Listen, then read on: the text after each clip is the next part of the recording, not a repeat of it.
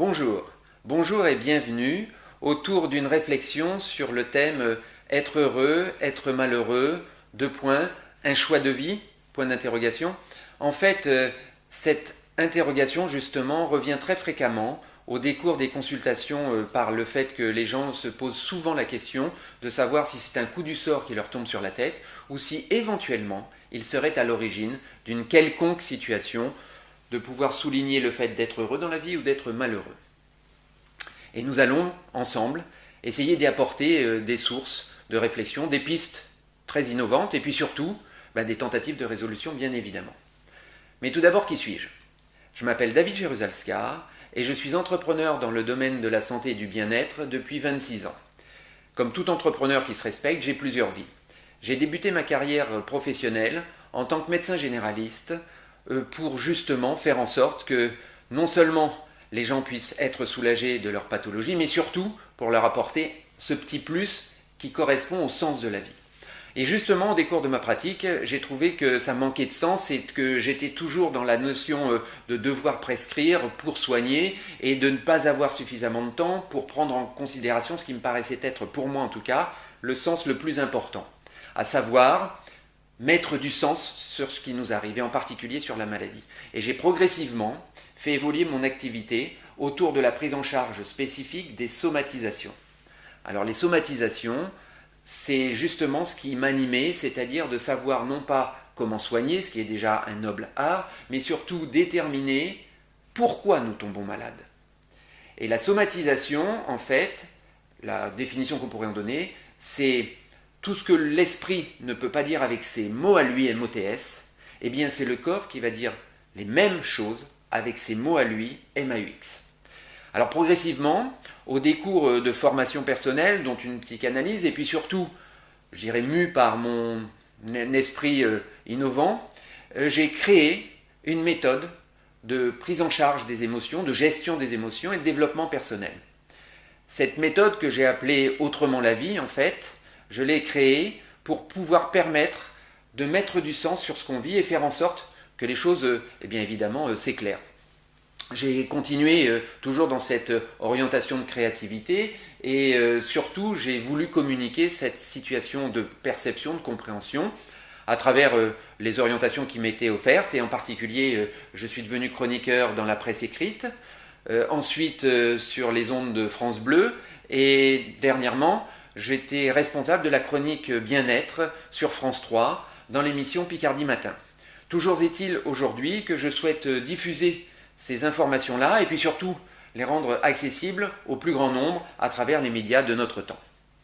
Pour en revenir à cette interrogation qui revient extrêmement fréquemment, est-ce que je suis heureux? Est-ce que je suis malheureux? Est-ce que ça dépend de moi ou est-ce que ça me tombe dessus? En fait, il est essentiel de savoir que ces orientations-là sont toujours le fruit et la conséquence d'une posture personnelle.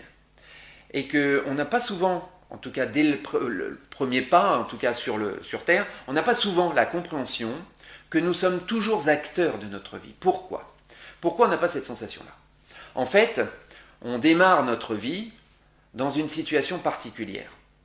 C'est-à-dire qu'on arrive au monde avec une réalité direct, grâce à mes parents, je suis ici dans un univers sécurisé.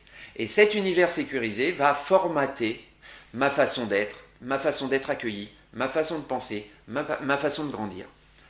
Par rapport à cette situation-là, d'exemple, un enfant, nous, quand nous étions enfants, nos enfants, sont naturellement cadrés parce que l'éducation et la transmission du savoir se passe tout d'abord de façon naturelle par l'imitation.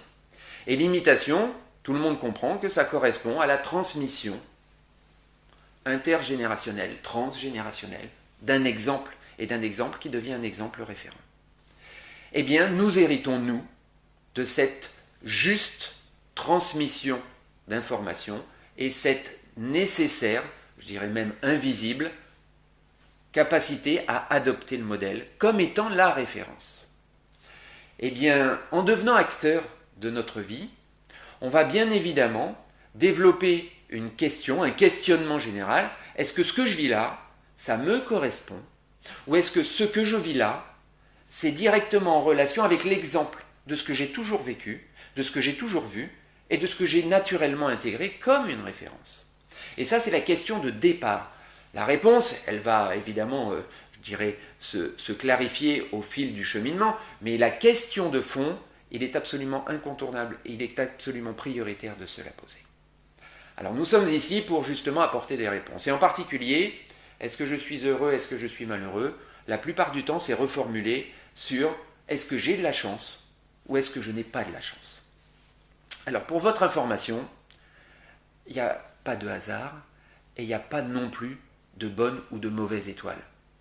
Il y a simplement le fait d'être acteur de sa vie et donc d'être responsable de nos actes. Et par rapport à ce que nous décidons de vivre et ce que nous avons, je dirais, optimisé dans notre vie, nous allons plus ou moins avoir une orientation d'épanouissement ou une difficulté d'épanouissement.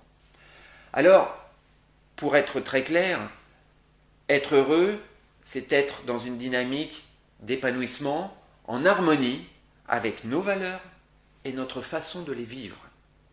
Et cette situation-là, bien évidemment, on comprend tous que c'est nous le chef d'orchestre, nous qui allons ordonner, indiquer, exprimer ces orientations-là à notre sauce pour qu'elles correspondent à une situation de cohérence et donc de bien-être, parce que en phase entre ce que je pense, ce que je dis, ce que je fais. Mais la chance, plus précisément en fait, c'est la capacité individuelle à créer des situations optimistes, ou en tout cas optimales. Et à travers ça, c'est une posture. Cette posture-là, elle correspond, je dirais, à 4 grands chapitres. Le premier chapitre, c'est justement d'être curieux de la vie et d'être ouvert à des orientations, à des idées qui ne sont pas forcément celles qui nous habitent naturellement. Pourquoi? Parce que la possibilité justement d'entendre la voix de l'autre va naturellement nous pousser à sortir de nos réflexes, à faire en sorte de mettre en balance, de mettre en contrepartie la possibilité d'entendre autre chose autrement. Et c'est cette orientation-là qui va nous donner la possibilité justement de faire évoluer notre réflexion. Donc première étape, soyons en permanence, soyons curieux. Soyons curieux de la vie, soyons curieux de cette expression d'étonnement, cette capacité que l'on a justement à pouvoir entrevoir autrement la vie. Et puis cette situation-là va naturellement se développer d'autant plus que nous sommes en interaction relationnelle, que nous sommes en contact avec l'extérieur, avec justement la possibilité à chaque instant de pouvoir échanger, de pouvoir prendre en considération la vie de l'autre et de peser le pour le contre pour pouvoir simplement faire évoluer sa propre réflexion. La troisième piste, qui est naturellement induite par la posture d'ouverture à la chance, entre guillemets, c'est de considérer que toute situation peut être en effet difficile. Et que c'est dans la difficulté que l'on va, je dirais, centrer ses forces pour pouvoir prendre cette difficulté comme un tremplin et jamais comme une situation définitive de destruction. Une des pistes que je développe, c'est de considérer en effet que dans la vie, il ne s'agit surtout pas de ne jamais tomber. Dans la vie, à mon sens, l'essentiel n'est pas de ne jamais tomber. L'essentiel, c'est de toujours considérer que je me relèverai toujours une fois de plus que le nombre de fois où je suis tombé. C'est-à-dire que je vais considérer chaque difficulté comme un tremplin vers une dynamique à venir. Et ça va naturellement ouvrir sur une capacité à considérer qu'en permanence, j'ai cette option, cette optimisation de construire des projets. Et que ces projets soient en permanence des tremplins vers le futur. C'est évidemment une posture qui se travaille, qui se construit, avec l'ouverture d'esprit, évidemment, inhérente à chacun. Alphazur, la connaissance crée la richesse.